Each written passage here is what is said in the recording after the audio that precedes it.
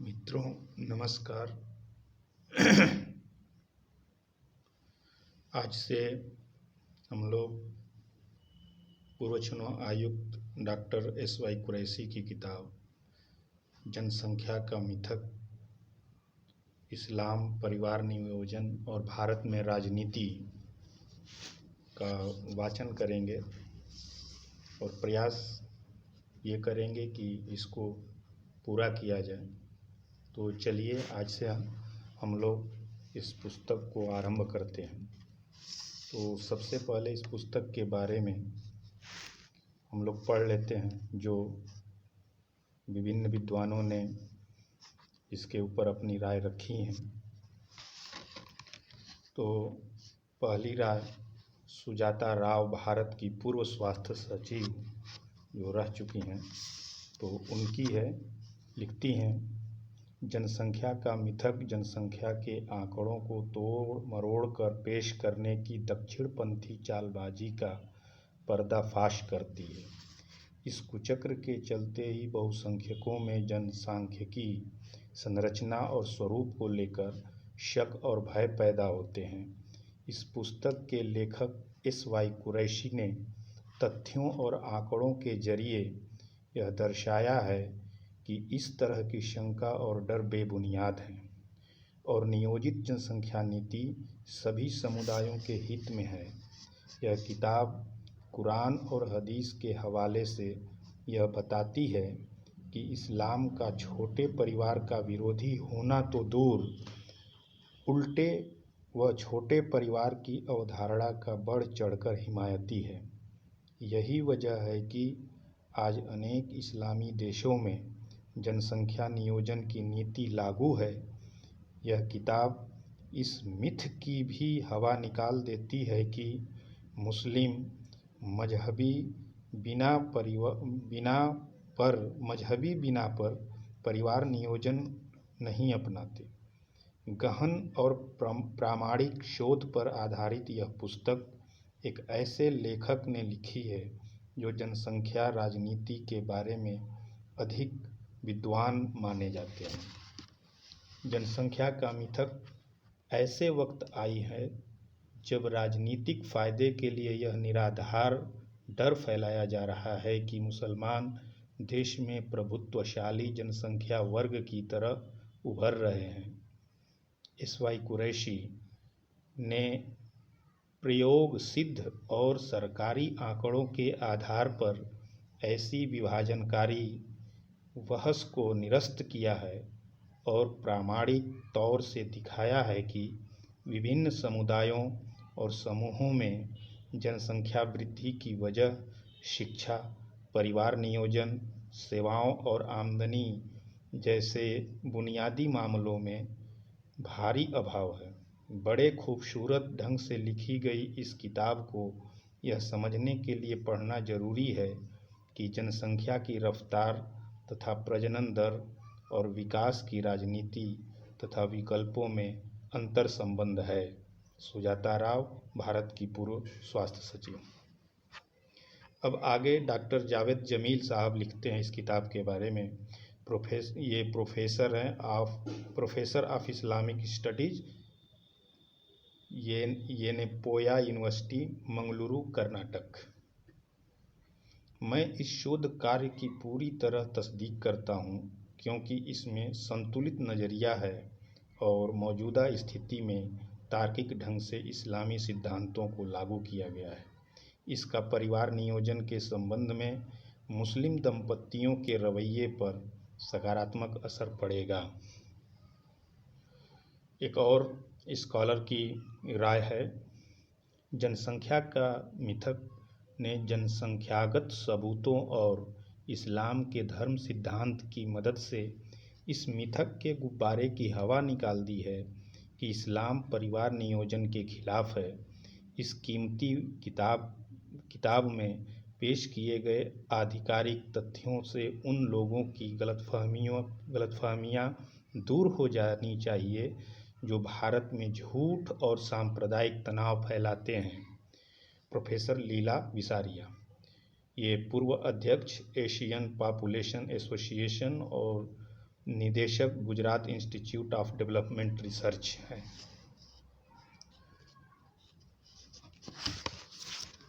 अब आइए हम कुछ लेखक के बारे में पढ़ लेते हैं जो कि इस पुस्तक में लिखा है। एस.वाई. कुरैशी भारतीय प्रशासनिक सेवा में 1971 में जुड़े और देश के 17वें मुख्य चुनाव आयुक्त बने। उन्होंने कई चुनाव सुधार की शुरुआत की। उन्होंने मतदाता शिक्षा विभाग, खर्च निगरानी विभाग, India international institute of democracy and election management का गठन किया और राष्ट्रीय मतदाता दिवस की शुरुआत की। अक्टूबर 2017 में उन्हें कोफी अन्नान के साथ स्टॉकहोम में international IDEA institute of democracy and electoral assistant में लोकतंत्र का एम्बेसडर नियुक्त किया गया। वे an undocumented wonder the making of great Indian election 2000 के लेखक हैं। उन्होंने the great march of democracy, 7 decades of India's elections 2019 का संपादन किया है। और भी हैं, 2-3 स्कॉलर हैं, विद्वान हैं, जिन्होंने अपनी राय इस पुस्तक के बारे में लिखी है। उन्हीं में से एक विद्वान है केशव देसीराजू, जो पूर्व स्वास्थ्य सचिव भारत और फिलहाल अध्यक्ष भारतीय जनसंख्या फाउंडेशन हैं। डॉक्टर एस.वाई. कुरैशी का सरकार में मार्के का करियर रहा है, जिसमें उन्होंने बाल विकास, एड्स नियंत्रण, खेल और आखिर में चुनावों के संचालन का काम किया। इन सभी में आबादी के विशाल वर्ग से संपर्क और लोकतांत्रिक प्रशासन के अहम मुद्दों की समझ की दरकार होती है। अब वे मुसलमान समुदाय में परिवार नियोजन के बारे में मिथक, पूर्वाग्रह और तथ्यों की ओर मुड़े हैं। यह किताब सिर्फ जनसंख्या विज्ञानियों के लिए ही नहीं, बल्कि सार्वजनिक स्वास्थ्य प्रशासन, स्वास्थ्य नीति और लोकतांत्रिक भारत के भविष्य में दिलचस्पी रखने वालों के लिए भी जरूरी है। एक दूसरी राय है प्रोफेसर K.M. जेम्स का। यह लिखते हैं, यह किताब धार्मिक जनसंख्या के विवादास्पद मुद्दे का एकदम वस्तुनिष्ठ और वैज्ञानिक तरीके से विश्लेषण करती है। इसमें विभिन्न पहलुओं का गंभीर आकलन है। एक और स्कॉलर डॉक्टर R.K. श्रीवास्तव, इनका डेजिग्नेशन है पूर्व DG national institute of health and family welfare, नई दिल्ली। लिखते हैं, जनसंख्या का मिथक परिवार नियोजन पर इस्लाम से जुड़े मुद्दे के मिथक को तोड़ती है। यह परिवार में परिवार नियोजन नीति को सही दिशा दिखाती है। अगर आप इस मुद्दे पर काम कर रहे हैं तो इसे ज़रूर पढ़िए। तो ये थी विभिन्न विद्वानों की राय जो इस पुस्तक के बारे में लिखे हैं। अब हम आगे बढ़ते हुए इस पुस्तक के आमुख की तरफ बढ़ते हैं, जिसको इंग्लिश में फॉरवर्ड कहते हैं। ये प्रथम आमुख को लिखा है देवेंद्र कोठारी ने, जो जनसंख्या और विकास विश्लेषक हैं। लिख रहे हैं, भारत में जनसंख्या विस्फोट वर्षों पुराना मामला है, लेकिन यह 2019 में सुर्खियों में तब चढ़ा जब प्रधानमंत्री नरेंद्र मोदी ने उस साल स्वतंत्रता दिवस के अपने भाषण में इसका जिक्र किया। प्रधानमंत्री मोदी आमतौर पर भारत के जनसंख्या लाभांश, जिसको डेमोग्राफी डिविडेंड कहते हैं, की बातें करते रहे हैं, लेकिन उस भाषण में उन्होंने बेतहाशा जनसंख्या विस्फोट के बारे में चिंता जाहिर की और स्थिति पर नियंत्रण के लिए सरकारी कदम उठाए जाने पर जोर दिया। उनके इस ऐलान पर मिलीजुली प्रतिक्रिया हुई। कांग्रेस नेता P. चिदंबरम ने इसका स्वागत किया। कुछ एक भाजपा नेताओं ने इस पर खुशी जाहिर की। भाजपा नेताओं को इस ऐलान में मुस्लिम आबादी पर नियंत्रण के लिए किसी तरह के कानून बनाए जाने के सरकार के इरादे का संकेत मिला। भाजपा और आरएसएस के नेता वर्षों से देश की जनसंख्या में उछाल के लिए मुसलमानों पर दोष मढ़ते रहे हैं और यह अफवाह उछालते रहे हैं कि आखिरकार वे देश में हिंदुओं से संख्या में आगे निकल जाएंगे। दरअसल सत्तारूढ़ पार्टी के कुछ नेताओं ने प्रधानमंत्री के भाषण का इस्तेमाल यह कहने में किया कि हिंदू महिलाओं को कम से कम 4 बच्चों को जन्म देना चाहिए। हालांकि सरकारी खासकर 4 राष्ट्रीय परिवार स्वास्थ्य सर्वेक्षण NFHS 92 से 93, 98 से 99, 2005 से 2006 और 2015 से 2016 के आंकड़ों से यह अफसाना कोरा बेमानी लगता है। आइए कुछ तथ्यों पर बात करें। क्या निकट भविष्य में भारत में मुसलमान संख्या में हिंदुओं से ज़्यादा हो जाएंगे? प्रश्न उठाते हैं।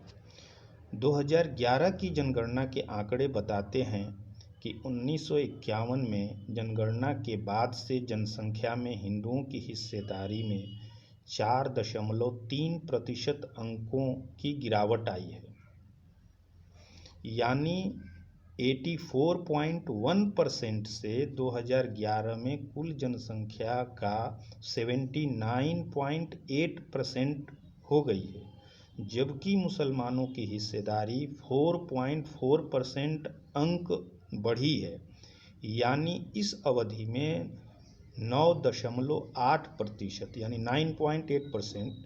1951 ध्यातव्य यहाँ ये है कि 1951 में जम्मू कश्मीर में जनगणना नहीं की गई थी, से 14.2% यानी 14.2% हो गई है।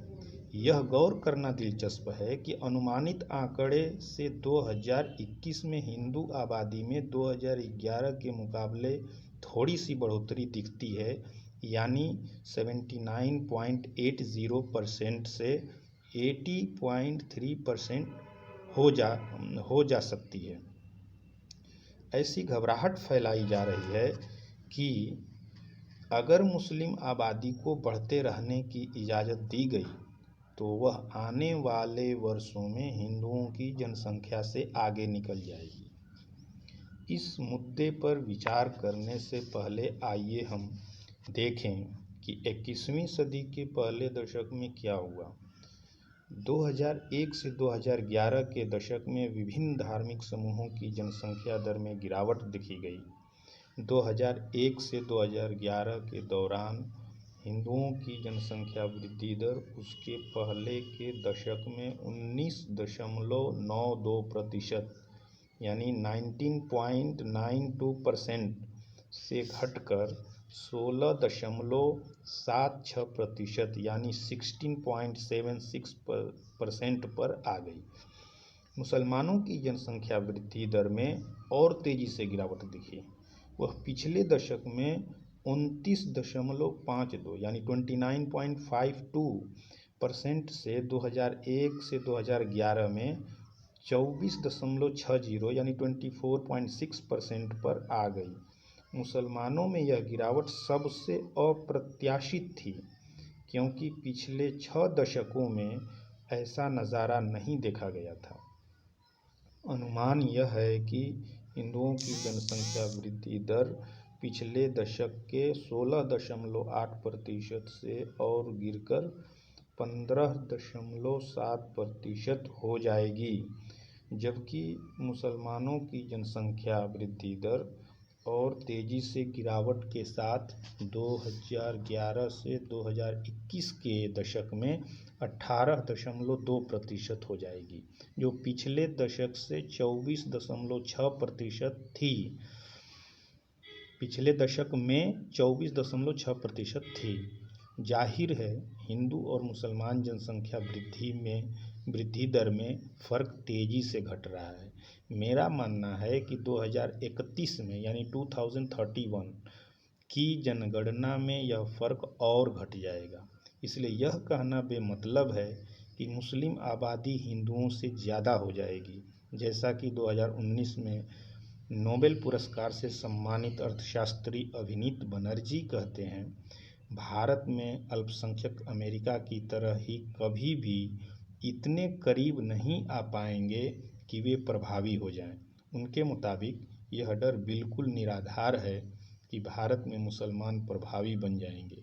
उन्होंने कहा, मुझे नहीं लगता कि ऐसा कोई वास्तविक डर है कि भारत में मुसलमान काबिज हो जाएंगे।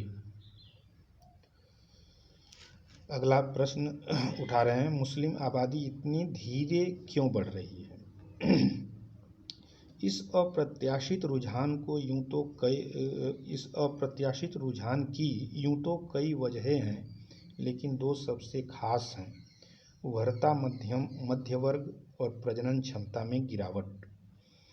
NFHS 1992 टू 2016 के यानी 1992 से 2016 के आंकड़ों के विश्लेषण से पता चलता है कि पिछले 25 साल में मुसलमान परिवारों की नई पीढ़ी ने परिवार नियोजन के मामले में बेहतर प्रदर्शन किया है। हालांकि उनके संख्यागत आंकड़े अभी भी हिंदू परिवारों से पीछे हैं। हार्वर्ड यूनिवर्सिटी में नीमैन फेलो अशफाक मसूदी के मुताबिक भारत में एक छोटा और उभरता मुस्लिम मध्य वर्ग दिखने लगा है, जो एक जैसे गरीब समुदाय की अवधारणा को तोड़ रहा है। मसलन NFHS 4 से पता चलता है कि देश के सबसे धनी मानी तबके ब्रैकेट में ऊपर के 20% में अन्य सभी धार्मिक समूहों से मुसलमानों की मौजूदगी अभी भी सबसे निचले स्तर पर थी, लेकिन उनकी हिस्सेदारी बढ़ी है। ब्रैकेट में है 17.2% से 2015-16 तक 18.8%। जैसा कि पॉलिसी पर्सपेक्टिव फाउंडेशन, दिल्ली स्थित एक थिंक टैंक है, में सीनियर फेलो अनवर आलम सहित कई अध्ययनकर्ताओं ने दर्ज किया है कि वैसे तो 1990 के दशक के मध्य में ही समुदाय में शिक्षा के महत्व का एहसास हो चला था, लेकिन वह कोई नाटकीय घटनाक्रम नहीं था। फिर भी कुछ ने मिली-जुली शिक्षा को चुना। इसका मतलब यह है कि ज़्यादा से ज़्यादा मदरसे धीरे धीरे आधुनिक होने लगे, यानी अंग्रेज़ी और कंप्यूटर प्रशिक्षण उनके पाठ्यक्रम में शामिल होने लगा था। प्रजनन स्तर का व्यापक रूप से इस्तेमाल किया जाने वाला पैमाना कुल प्रजनन दर यानी टोटल प्रजनन रेट यानी TFR, टोटल फर्टिलिटी रेट जिसको कहते हैं, है। इसके मायने हैं एक औरत के पूरे जीवन में बच्चों की औसत संख्या। NFHS 1 जो कि 1992 से 93 में हुआ था के मुताबिक मुसलमानों में 4.3 बच्चे और हिंदुओं में 3.3 बच्चे थे, यानी 30.3% का प्रजनन अंतर या प्रति महिला एक बच्चा था। NFHS 4 के आंकड़ों से पता चलता है कि यह अंतर 2015-16 में घटकर 20.5% हो गया, या औसतन प्रति महिला आधे बच्चे का फर्क रह गया, जबकि दोनों समुदायों में पहले से कम बच्चे हुए। मुसलमानों में प्रजनन घट रहा है, लेकिन प्रजनन का अंतर तब तक कम नहीं होगा जब तक हिंदू प्रजनन स्तर बदलाव के स्तर पर नहीं पहुंचता। जनसंख्या विज्ञान में इसे TFR को प्रति महिला 2.1 बच्चा माना जाता है। 2011 में प्रतिष्ठित जनसंख्या विज्ञानी और international institute of population science IIPS के पूर्व निर्देशक PN मरी भट्ट ने अनुमान लगाया कि हिंदुओं में बदलाव प्रजनन 2021 तक हासिल हो जाएगा और जनसंख्या स्थिरता 2061 तक। यह भी मुसलमानों में बदलाव प्रजनन 2031 तक हासिल होगा और जनसंख्या स्थिरता 2101 तक और तब भारत की आबादी में उनकी हिस्सेदारी 18.8% होगी। भट्ट के अनुसार NFHS4 के आंकड़ों के बेहद करीब हैं। तो एजेंडा क्या होना चाहिए?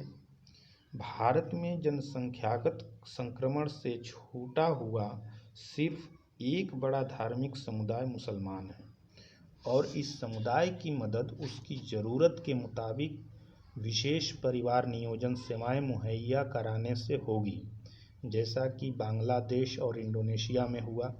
इसलिए भारत को गर्भ निरोध के अपने कार्यक्रम में दूसरे आधुनिक कार्यक्रम को जोड़कर विविधता बढ़ानी चाहिए, जैसा कि बांग्लादेश और इंडोनेशिया में किया गया।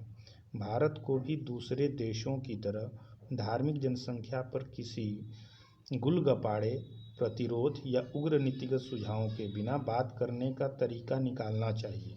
वजह यह है कि भारत के मुसलमान मुख्य धारा का हिस्सा होना चाहते हैं।